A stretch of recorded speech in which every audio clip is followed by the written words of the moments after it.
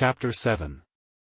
Being the magnanimous man that he was, Emmanuel cast aside all his displeasure as soon as he found the apartment and dragged his luggage in with him. The unit was huge, more than twice the size of his 3-bedroom home, and the interior was lavishly decorated. The 4-bedroom apartment felt a bit like a maze on one's first visit. One thing that Emmanuel noticed, however, was that although the unit was fully furnished, there didn't seem to be any fast-moving consumer goods. That means she probably doesn't live here on a regular basis. Rich people sure love wasting what they have, huh? I shared an 80-square-foot home with 2 family members, while this woman bought a 200-square-foot apartment and left it unoccupied. If her grandfather hadn't forced her to get married, and she needed to use this place to keep me, it probably would have stayed empty forever. The man scoffed at his own thoughts. Wait, keep me? I just made myself sound like I'm living off her. That's not what I'm here for. I just needed to find a woman to spend my days with, and we're both getting something out of each other. Besides, I'm much the same as paying rent. Out of the 4 bedrooms, only the biggest one had multiple closets filled with brand new clothes. This must be her lair. There was an array of shirts and coats, but only 3 pairs of underwear, all of which were either fully white or black and made of cotton. What a waste of a body like that. Why doesn't she wear something spicier?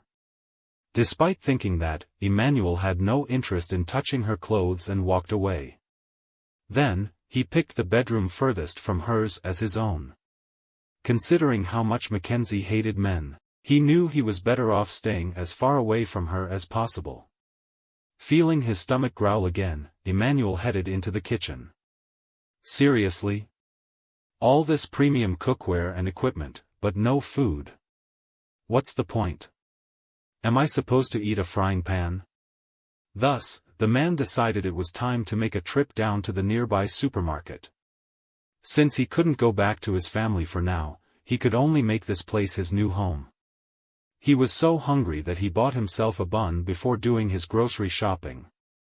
Back at Terrence Group, the meeting had just ended, and Mackenzie glanced at the time. It was already past 9. Per usual, her mind was filled with work as she walked over to her Bentley. The driver took her in the direction of the family mansion. "Stop," she called out halfway through the journey. "What's the matter, Miss Quillen?" The driver immediately hit the brakes and asked politely. The woman naturally didn't answer him. In fact, she had only just remembered that she was now married, and Terrence had warned her not to return to the Quillen family mansion until she had given birth. A woman should be wherever her husband was. This was the country's millennium-long tradition. Regardless of her status, she still had to live with her husband now that she was married. "Turn around. Take me to Yeringham residence." "Yes, Ms. Quillen." That was all the driver responded with, despite his curiosity. As Mackenzie's only remaining male driver, he wasn't going to risk losing his high-paying job by being careless with his words. It was past 10 when Emmanuel returned to the apartment. He had left the lights on when leaving, so he didn't realize Mackenzie was already home, especially since the place looked as tidy as before.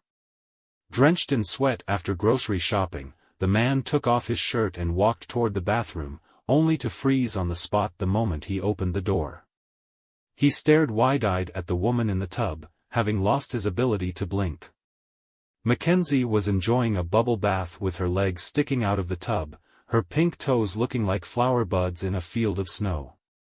Even though the bathtub was filled with bubbles, Emmanuel could still vaguely see what was underneath the water from where he was standing.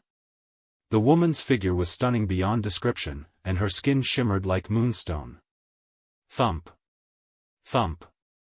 Emmanuel's heart began to race again, and this time, it was 10 times faster.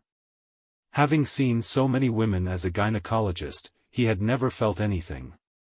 However, this time, he knew Mackenzie was different from the rest. "Are you done staring? Do you want me to carve out your eyes?"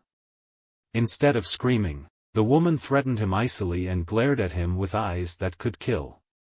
She never locked the bathroom door as she was used to staying alone, but she now regretted not doing that. I'm sorry, Miss Quillen. I didn't know you were back. Feeling goosebumps all over his skin, Emmanuel hurriedly fled.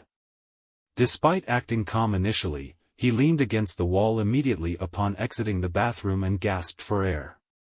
Any second of delay, and I'd probably be dead. This is exactly the problem with blitz marriages.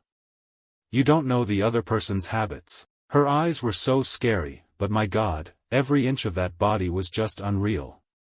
To think that even he, a gynecologist, would feel this way.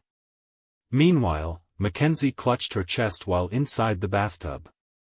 While she had managed to play it cool when the man walked in, she now felt completely on edge after he left. I can't believe a man saw my body. Sure, he's my husband, and it's not like he was being creepy or anything, but still. I feel so grossed out. I knew getting married was a bad idea, the woman sighed helplessly. What if it's all on purpose? She had always been distrusting of others since she was young, and when Emmanuel passed her 2 tests so easily, she began suspecting him of having ulterior motives. I bet he knows I'm loaded, but he pretended not to care about any of that just because Grandpa was testing him. Mackenzie refused to believe that there was someone with no desires in this world, especially a man. However, she could only keep up the act since she had no proof. After her bath, Mackenzie walked into the living room. Emmanuel was sitting on the couch and pressing the remote button aimlessly when he glanced up and noticed her. Then, he felt his body tense up. Ms. Quillen, from now on, could you please put on some underwear after your bath? Emmanuel requested sincerely. What kind of man could resist such a beautiful and alluring woman like Mackenzie walking around in nothing but a thin nightgown? Even Emmanuel, who had a higher resistance due to his profession, could feel his body temperature rising. Humph, it's not like I knew you'd be waiting for me out here in the living room. The woman stared at him with frosty eyes. What woman wears her underwear after a bath? That's such a hassle. She loved living without care, so having a man in her house now made things unbearable for her. I'll go to my room, then. Emmanuel got up to make his escape. This woman's way too cold. I thought of having a chat with her to win her over slowly, but I guess I overestimated myself. I don't even know what to say to her now. How am I supposed to continue living with her? As Beatrix had anticipated, he was beginning to waver. Yet, the man heard a loud thud the moment he turned to leave. He then glanced back and saw Mackenzie kneeling on the floor, seemingly in pain. The sight of her collar loosening while she had no undergarments on made Emmanuel feel as though his soul had been captured. Ms. Quillen. What's wrong?